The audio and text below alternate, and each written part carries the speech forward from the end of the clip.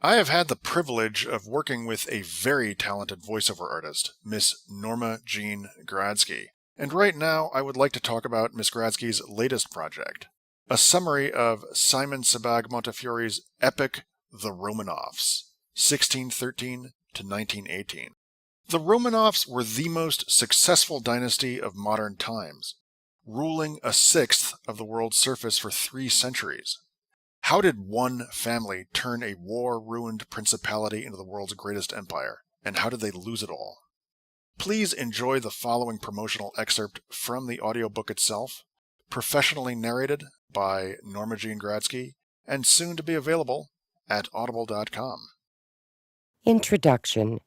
Written by Simon Sebag Montefiore, The Romanovs, 1613 to 1918, is a book showcasing the Romanov dynasty of Russia during their 300-year rule. It discusses many of the personalities, actions, and choices the family made, including many of their romantic and sexual relationships.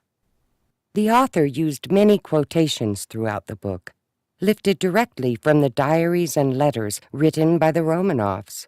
Most of these were unpublished. By sharing the history of the Romanovs, the author gives the reader a glimpse of how the Russian Empire rose into prominence.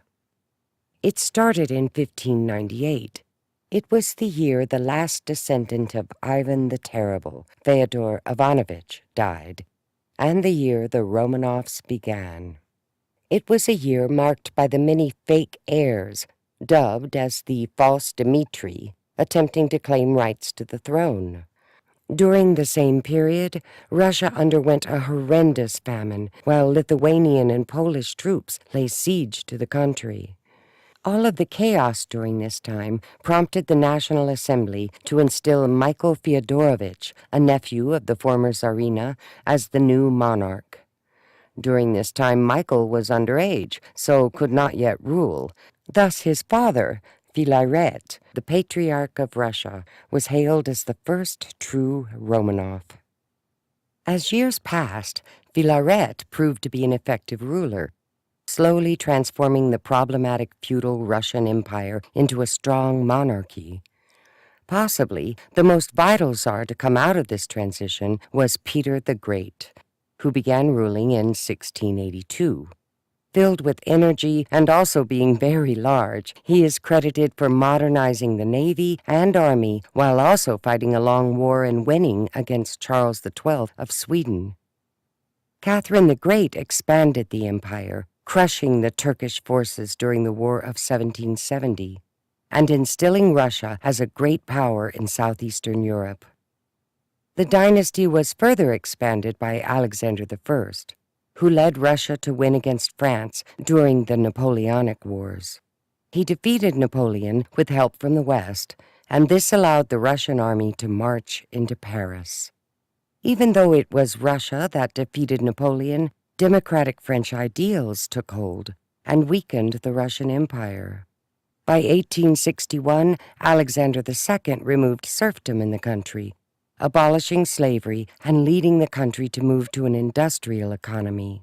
However, the longing for greater freedom escalated, and various communist rebels and anarchists attempted to assassinate Alexander II. They tried several times before finally succeeding in 1881. Alexander II's gruesome death would signal the fall of the Romanov ruling 40 years later.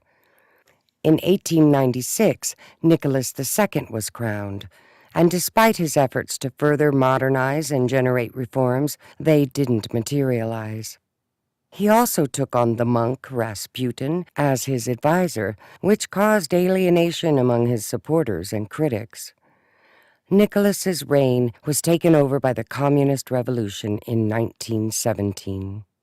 Nicholas and his family were all killed to prevent the Romanov dynasty from ever returning to power, thus ending the Romanovs' reign.